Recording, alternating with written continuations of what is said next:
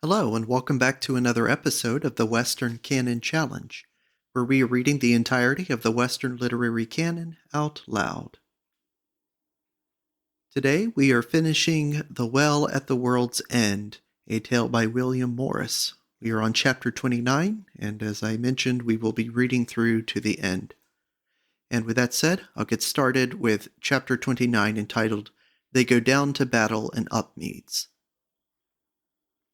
Before it was light were all the men come into the marketplace, and Ralph and Richard and Clement and Stephen a Hurst fell to array them duly. And now, what with the company which Ralph had led into Wulstead, what with the men of the town, and them that had fled from Upmeads, though these last were mostly old men and lads, they were but 1,063. Ralph would go afoot as he went yesterday, but today he bore in his hand the ancient staff of war, the gold-written Geizarm.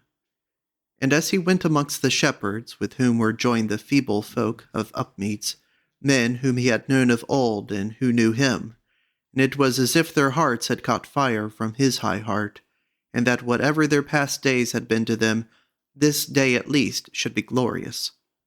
With Anon came Ursula from St. Austin's with the sage of Swevenham, whose face was full smiling and cheerful. Ursula wore that day a hauberk under her gown, and was helmed with a sallay, and because of her armor she rode upon a little horse. Ralph gave her into the warding of the sage, who was armed at all points, and looked a valiant man of war. But Ralph's brother Hugh had gotten him a horse, and fallen into the company of the champions, saying that he deemed they would go further forth in a sort of sheep-tending churls, and the runaways of Upmeads. As for Ralph, he walked up and down the ranks of the stout men of the down country, and saw how they had little armor for defense, though their weapons for cutting and thrusting looked fell and handy. So presently he turned about to Giles, who, as aforesaid, bore a long hauberk, and said, "Friend, the walk we are on today is a long one for carrying burdens, and an hour after sunrise it will be hot. Wilt thou not do with thy raiment as I do?" And therewith he did off his hauberk, and his other armor save his sallay. "This is good," said he, "for the sun to shine on, so that I may be seen from afar.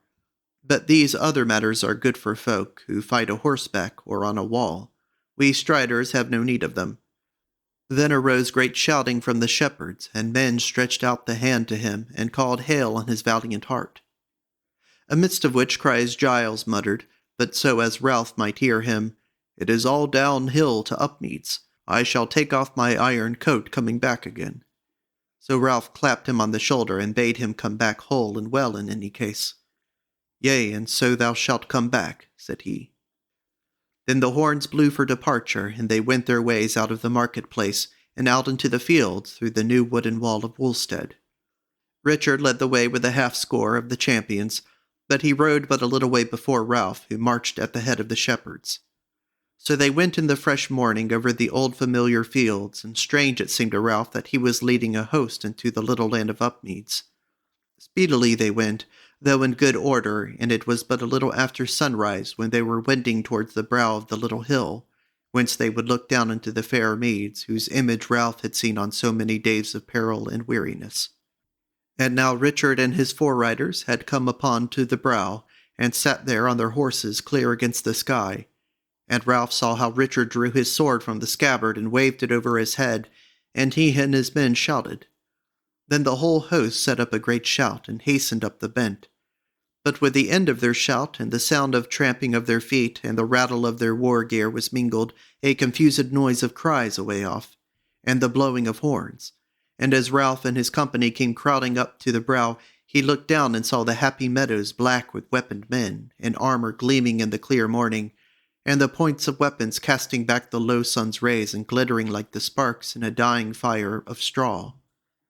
Then again he looked, and lo, the high house rising over the meadows unburned and unhurt, and the banner of the fruited tree hanging forth from the topmost tower thereof. Then he felt a hand come onto his cheek, and lo, Ursula beside him, her cheeks flushed and her eyes glittering, and she cried out, "O thine home, my beloved, thine home!" And he turned to her and said, "Yea, presently, sweetheart." "Ah," she said, "will it be long? And they so many." "And we so mighty," said Ralph. "Nay, it will be but a little while. Wise man of Swevenham, see to it that my beloved is anigh me today, for where I am, there will be safety." The sage nodded yeasay and smiled. Then Ralph looked along the ridge to right and left of him, and saw that all the host had come up, and had a sight of the foemen. On the right stood the shepherds, staring down into the meadow, and laughing for the joy of battle, and the rage of the oppressed. On the left sat the champions of the Dry Tree on their horses, and they also were tossing up their weapons and roaring like lions for the prey, and down below the black crowd had drawn together in ordered ranks, and still the clamor and rude roaring of the warriors arose thence, and beat against the hill's brow. Now so fierce and ready were the men of Ralph's company, that it was near a thing but that they, and the shepherds in especial, did not rush tumultuously down the hill, all breathless and in ill order. But Ralph cried out to Richard to go left, and Giles to go right, and staying the onset for a while, and to bid the leaders come to him where he stood. Then the tumult amidst this folk lulled, and Stephen a Hurst and Roger and 3 others of the Dry Tree came to him, and Giles brought 3 of the shepherds, and there was Clement and a fellow of his. So when they were coming and standing in a ring round Ralph, he said to them, "Brothers in arms, ye see that our foes are in full array to meet us, having had belike some spy in Wulstead, who hath brought them the tale of what was toward. Albeit methinks that this irks not either you nor me, for otherwise we might have found them straggling and scattered far and wide, which would have made our labor the greater. Now ye can see with your eyes that they are many and more than we be, even were Nicholas to issue out of the high house against them, as doubtless he will do if need be. Brethren, though they be so many, yet my heart tells me that we shall overcome them. Yet if we leave our strength and come down to them, both our toil shall be greater, and some of us, belike many, shall be slain. And evil should I deem it, but if a score of my friends should lose their lives on this joyous day, when at last I see Upmeads again after many troubles. Wherefore my rede is that we abide their onset on the hillside here, and needs must they fall on us, whereas we have Wulstead and friends behind us, and they not but Nicholas and the boughs and the hills of the high house. That if any have aught to say against it, let him speak. But be speedy, for already I see a stir in their array, and I deem that they will send men to challenge us to come down to them." Then spake Stephen a Hurst, "Ay, and we, all meseemeth, deem that thou art in the right, captain. Though sooth to say, when we first set eyes on these dogs again, the blood so stirred in us that we were like to let all go and ride down on them." Said Richard, "Thou biddest us wisdom of war. Let them have the hill against them." Said Clement, "Yea, for they are all well learned and all well armed, another sort of folk to those wild men whom we overthrew in the mountains." And in likewise said they all. Then spake Stephen again, "Lord, since thou wilt fight afoot with our friends of the shepherds, we of the Dry Tree are minded to fare in likewise, and to forego our horses. But if thou gainsay it—" "Champion," said Ralph, "I do gainsay it. Thou seest how many of them be horsed, and withal ye it is who must hold the chase of them, for I will that no man of them shall escape."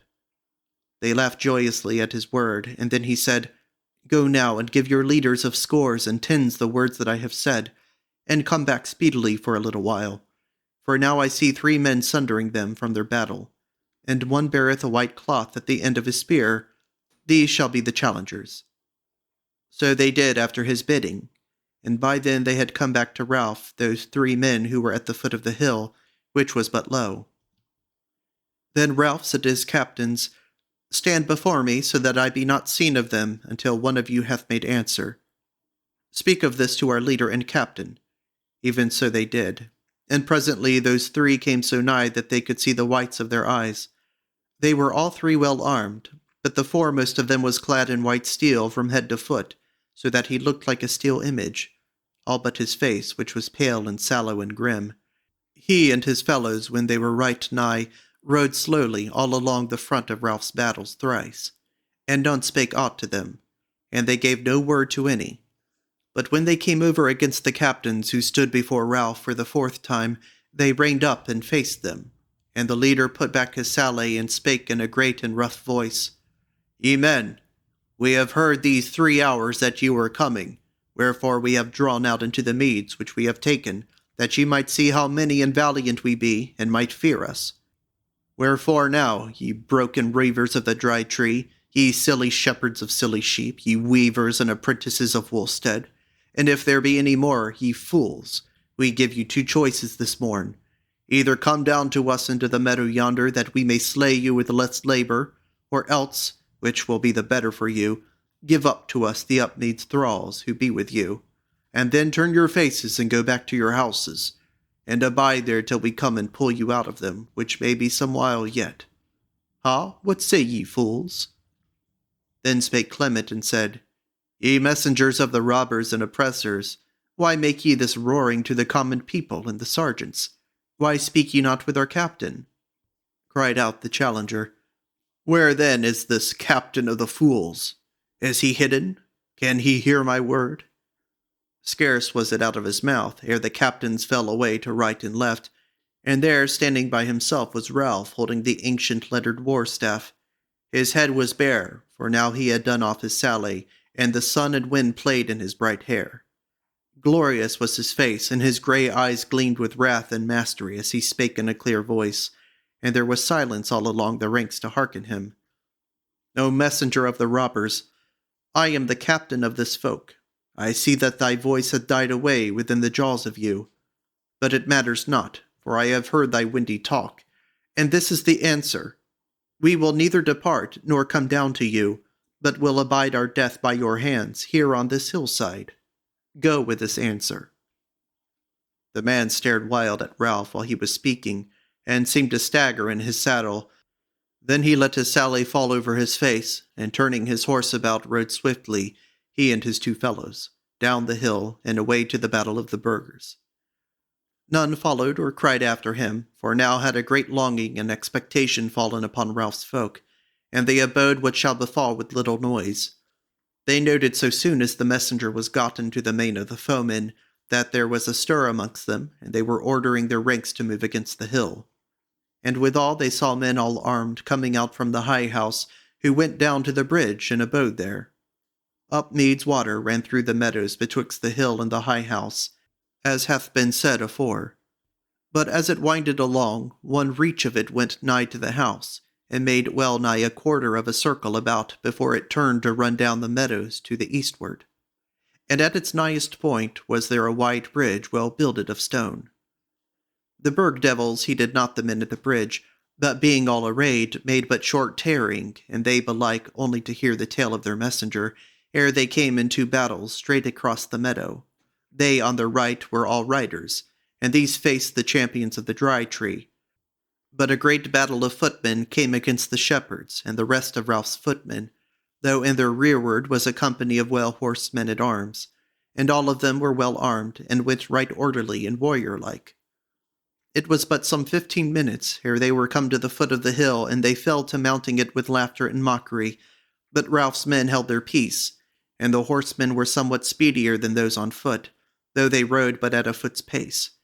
And when they were about halfway up the hill, and were faltering a little, for it was somewhat steep, though not high, the champions of the Dry Tree could forbear them no longer. They set up a huge roar, and rode at them, so that they all went down the hill together, but the champions were lost amidst the huge mass of the foemen. Ralph was stayed at the very left end of his folk, and the foemen came up the hill speedily with much noise and many foul mocks, as aforesaid. They were many and more than Ralph's folk, and now that the champions were gone, could have enfolded them at either end, but no man of the company blenched or faltered. Only here and there one spake soft to his neighbor, and here and there one laughed the battle laugh. Now at the hanging of the hill, when as either side could see the whites of the foemen's eyes, the robbers stayed a little to gather breath, and in that nick of time Ralph strode forth into the midst between the two lines, and up onto a little mound on the hillside which he well knew, and he lifted up the ancient guisarm, and cried on high, Home now! Home to Upmeads! Then befell a marvel, for even as all eyes of the foemen were turned on him, straightway their shouts and jeering and laughter fell dead, and then gave place to shrieks and wailing, as all they who beheld him cast down their weapons and fled wildly down the hill, overturning whatever stood in their way, till the whole mass of them was broken to pieces.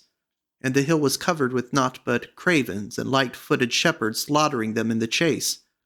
But Ralph called Clement to him as they drew stalwart band together, and heeding not the chase of the runaways, they fell on those who had the chapmans in their midst, and fell to smiting down men on either hand, and every man who looked on Ralph crouched and cowered before him, casting down his weapons and throwing up his hands. Shortly to say, when these horsemen felt this new onset, and looking round they saw their men fleeing hither and thither over the green fields of Upmeads, smitten by the shepherds and leaping into the deep pools of the river, they turned and fled, every man who could keep his saddle, and made for the bridge, the Dry Tree thundering at their backs.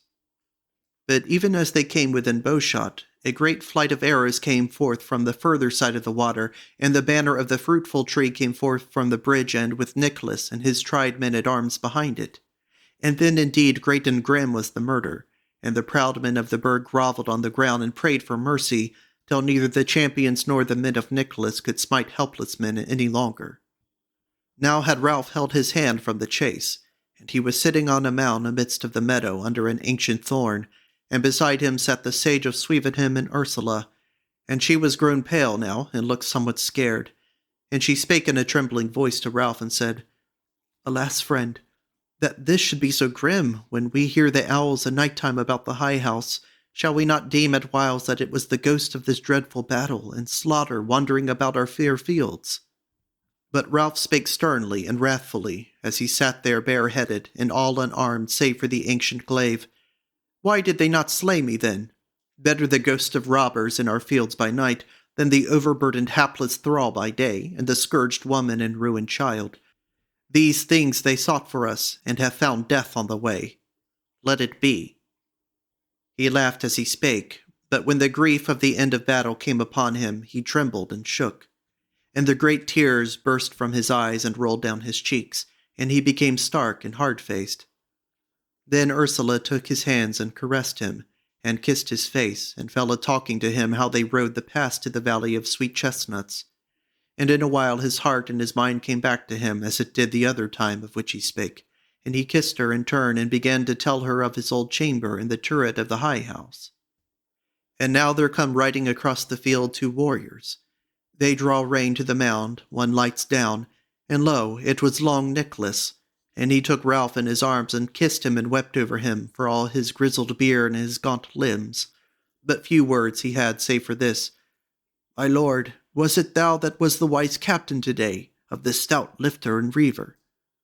But the other man was Stephen a Hurst, who laughed and said, "Nay, Nicholas, I was the fool, and this stripling was the wise warrior. But Lord Ralph, thou wilt pardon me, I hope.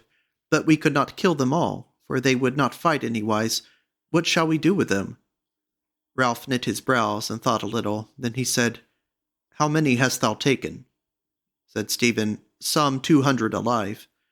"Well," quoth Ralph, "strip them of all armors and weapons, and let a score of thy riders drive them back the way they came into the Debatable Wood. But give them this last word from me, that or long I shall clear the said wood of all strong thieves." Stephen departed on that errand, and presently came Giles and another of the shepherds with a like tale, and had a like answer. Now amidst all these deeds it yet lacked an hour of noon. So presently Ralph arose and took Richard apart for a while, and spoke with him a little, and then came back to Ursula, and took her by the hand, and said, "Beloved, Richard shall take thee now to a pleasant abode, this side the water, for I grudge that thou shouldest enter the high house without me. And as for me, I must needs ride back to Wulstead to bring hither my father and mother, as I promised to do after the battle. In good sooth, I deemed it would have lasted longer." Said Ursula, "Dear friend, this is even what I should have bidden thee myself. Depart speedily, that thou mayest be back the sooner, for sorely do I long to enter thine house, beloved." Then Ralph turned to Nicholas and said, "Our host is not so great, but thou mayest victual it well. Yet I deem it is little less than we left Wulstead early this morning." "True is that, little lord," said Nicholas. "Here a wonder amongst battles. Of the shepherds and the other footmen is not one slain, and but some 5 hurt. The champions have lost 3 men slain outright, and some 15 hurt, of whom is thy brother Hugh, but not sorely." "Better than well is thy story then," said Ralph. "Now let them bring me a horse." So when he was horsed, he kissed Ursula and went his ways, and she abode his coming back at Richard's house anigh the water. Chapter 30. Ralph brings his father and mother to Upmeads. Short was the road back again to Wulstead, and whereas the day was not very old when Ralph came there, he failed not to stop at Clement's house, and came to the chamber where sat Dame Catherine in pensive wise, nigh to the window, with her open hands in her lap. Quoth Ralph, "Rejoice, gossip, for neither is Clement hurt nor I, and all is done that should be done."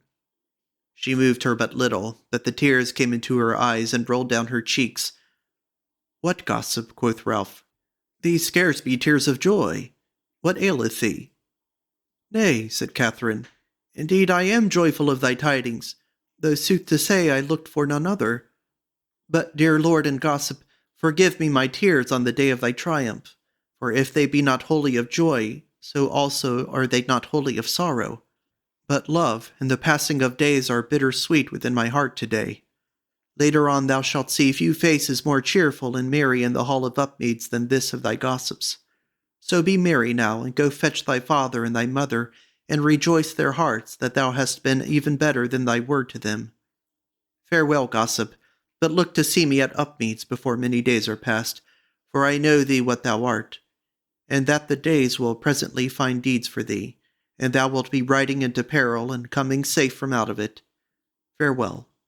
So he departed and rode to the house of St. Austin, and the folk gathered so about him in the street that at the gate of the priory he had to turn about and speak to them. And he said, "Good people, rejoice. There are no more foemen of Wulstead anigh you now, and take this word of me that I will see to it in time to come, that ye live in peace and quiet here." Folk shouted for joy, and the fathers who were standing within the gate heard his words and rejoiced. And some of them ran off to tell King Peter that his son was coming back victorious already, so that by then he had dismounted at the guest-house door. Lo, there was the king and his wife with him, and both they all bound for departure. And when they saw him, King Peter cried out, "There is no need to say a word, my son, unless thou wouldest tell the tale to the Holy Father Prior, who, as you see, has e'en now come out to us." Said Ralph, "Father and mother, I pray your blessing, and also the blessing of thy father Prior here. And the tale is short enough, that we have overthrown them and slain the more part, and others are now being driven like a herd of swine into their stronghold of the Wood Debatable. There, forsooth, I shall be ere the world is 1 month older. And in doing of all this, have but 3 of our men been slain, and a few hurt, amongst whom is thy son Hugh, but not sorely." "Oh, yea, son," said his mother, "he shall do well enough. But now, with thy leave, holy prior, we will depart, so that we may sleep in the high house tonight, and feel that my dear son's hand is over us to ward us." Then Ralph knelt before them, and King Peter and his wife blessed their son, and they kissed and embraced each other, and they wept for joy of him. The prior also, who was old and a worthy prelate, and an ancient friend of King Peter, might not refrain his tears at the joy of his friends, as he gave Ralph his blessing. And then, when Ralph had risen up and the horses were come, he said to him, "One thing thou art not to forget, young conqueror, to wit, that thou art to come here early one day, and tell me all thy tale at full length." "Yea, prior," said Ralph, "or there is the high house of Upmeads for thee to use as thine own, and a rest for thee of 3 or 4 days, while thou hearkenest the tale, for it may need that." "Hearken," said King Peter softly to the dame, "how he reckons it is all his own. My day is done, my dear." He spake smiling, and she said, "Soothly he is waxen masterful, and well it becometh the dear youngling." Now they gat to horse and rode their ways, while all folk blessed them.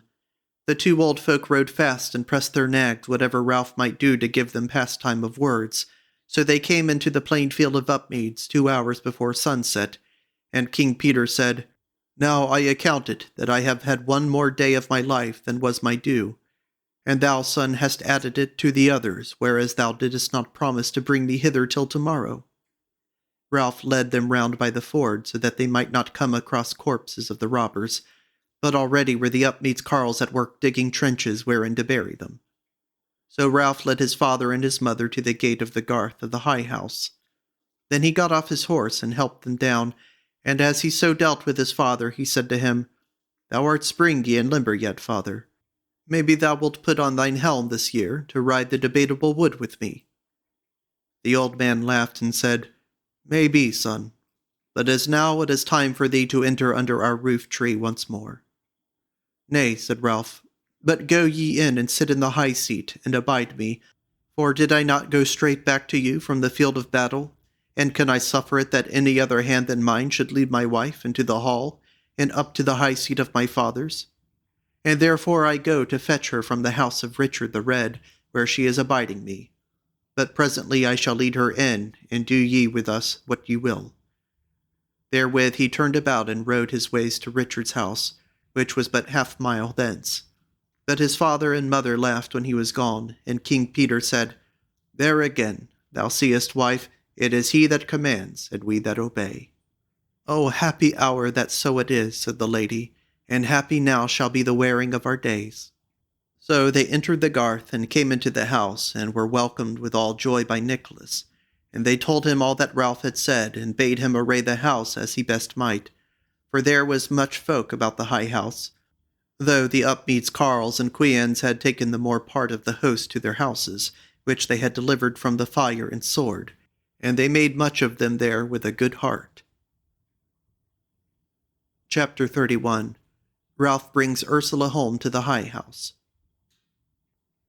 Ralph speedily came to Richard's house, and entered the chamber, and found Ursula alone therein, clad in the daintiest of her woman's gear of the web of Goldburg.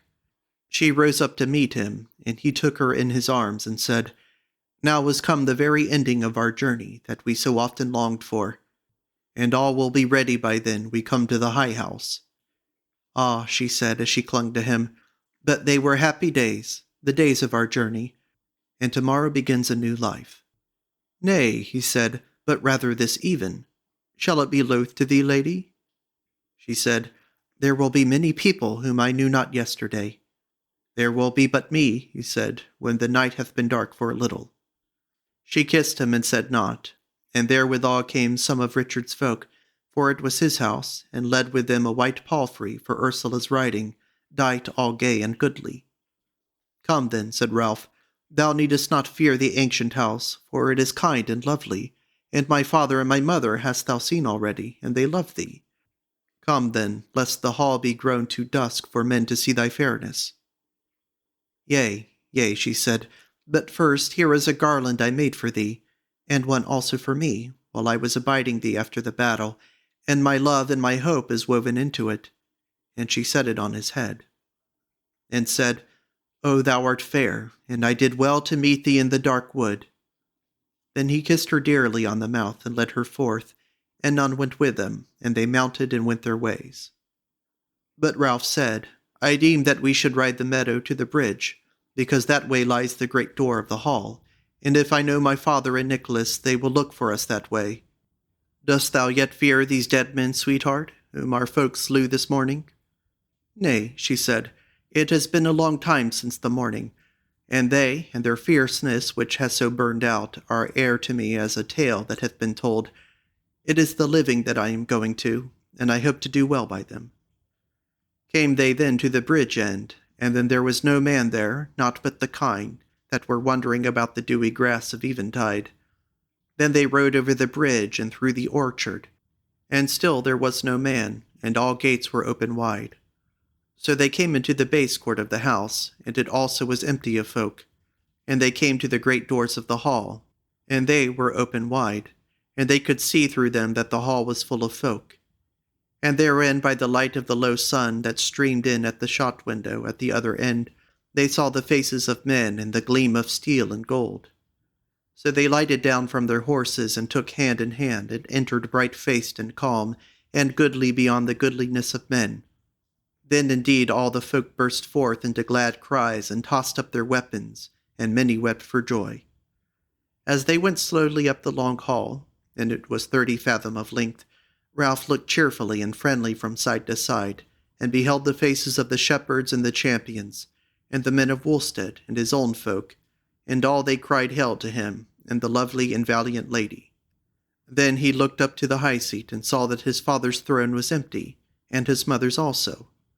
But behind the throne stood a knight all armed in bright armor holding the banner of Upmeads.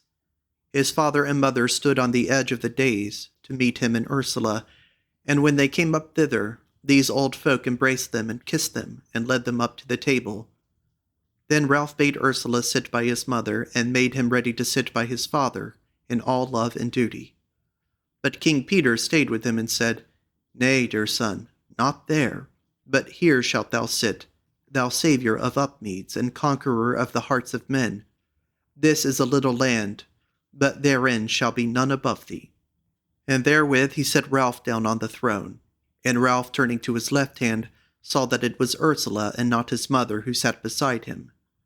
But at the sight of these two in the throne, the glad cries and shouts shook the very timbers of the roof, and the sun sank under while they yet cried hail to the King of Upmeads. Then were the lights brought and the supper, and all men fell to feast, and plenteous was the wine in the hall. And sure, since first men met to eat together, none have been merrier than they. But now, when men had well eaten, and the great cup called the River of Upmeads was brought in, the cupbearers, being so bidden before, brought it last of all to King Peter. And he stood up with the river in his hand, and spoke aloud, and said, "Lords, and warriors, and good people, all here I do you to wit, that it is not because my son Ralph has come home today, and wrought us a great deliverance, and that my love hath overcome me. It is not for this cause that I have set him in my throne this even, but because I see and perceive that of all the kindred he is the meetest to sit therein, so long as he liveth. Unless perchance this lovely and valiant woman should bear him a son even better than himself, and so it may be. Therefore I do you all to wit, that this man is king of Upmeads, and this woman is his lady and queen. And so deem I of his prowess, and his wisdom and kindliness, that I trow he shall be lord and servant of other lands than Upmeads, and shall draw the good towns and the kindreds and worthy good lords into peace and might and well-being, such as they have not known heretofore. Now within 3 days shall Mass be sung into the choir of St. Lawrence, and then shall King Ralph swear on the Gospels such oaths as he wot of, to guard his people, and help the needy, and oppress no man, even as I have sworn it. And I say to you, that if I have kept the oath to my power, yet shall he keep it better, as he is mightier than I. Then shall the vassals swear to him according to the ancient custom, to be true to him, and hardy in all due service. But so please you, I will not abide till then, but will kneel to him and to his lady and queen here and now." Even so he did, and took Ralph's hand in his, and swore service to him, such as was due. And he knelt to Ursula also, and bade her all thanks for what she had done in the helping of his son. And they raised him up, and made much of him, and of Ralph's mother, and great was the joy of all folk in the hall. So the feast went on a while, till the night grew old, and folk must fare bedward. Then King Peter and his wife brought Ralph and Ursula to the chamber of the Solar, the kingly chamber, which was well and goodly dight with hangings and a fair and glorious bed, and was newly decked with such fair flowers as the summer might furnish. And at the threshold King Peter stayed them and said, "Kinsman, and thou, dear friend, this is become your due chamber and resting place while ye live in the world, and this night of all others it shall be a chamber of love. For ye are, as it were, new wedded, since now first ye are come amongst the kindred as lover and beloved. And thou, Ursula, art now at last the bride of this ancient house. Now tell me, doth it not look friendly and kindly on thee?" "Oh, yea, yea," she said. "Come thou, my man and my darling, and let us be alone in the master chamber of this ancient house." Then Ralph drew her unto him, and the old man blessed them, and prayed for goodly offspring for them, that the house of Upmeads might long endure. And thus were they two left alone amidst the love and hope of the kindred, as erst they lay alone in the desert. Chapter 32. Certain it was that Ralph failed not of his promise to the good prior of St. Austin's at Woolstead, but went to see him speedily, and told him all the tale of his wanderings as closely as he might, and hid not from him, which, as ye may wot, was more than 1 day's work, or 2 or 3. And ever when Ralph thus spoke was a brother of the house sitting in the prior, which brother was a learned and wise man, and very speedy and deft with his pen. Wherefore it has been deemed not unlike that his monk's writing has come the more part of the tale above told, and if it be so, it is well. Furthermore, it is told of Ralph of Upmeads that he ruled over his lands in right and might, and suffered no oppression within them, and delivered other lands and good towns when they fell under tyrants and oppressors.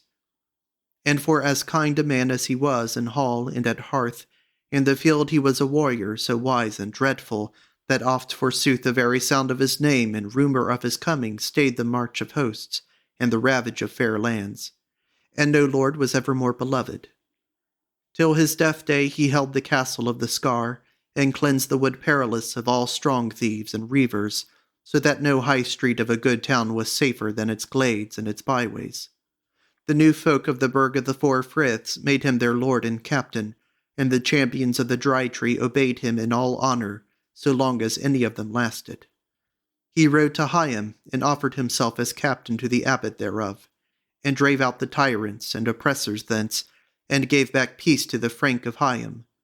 Ever was he true captain and brother of the shepherd folk, and in many battles they followed him, and were there any scarcity or ill hap amongst them, he helped them to the uttermost of his power.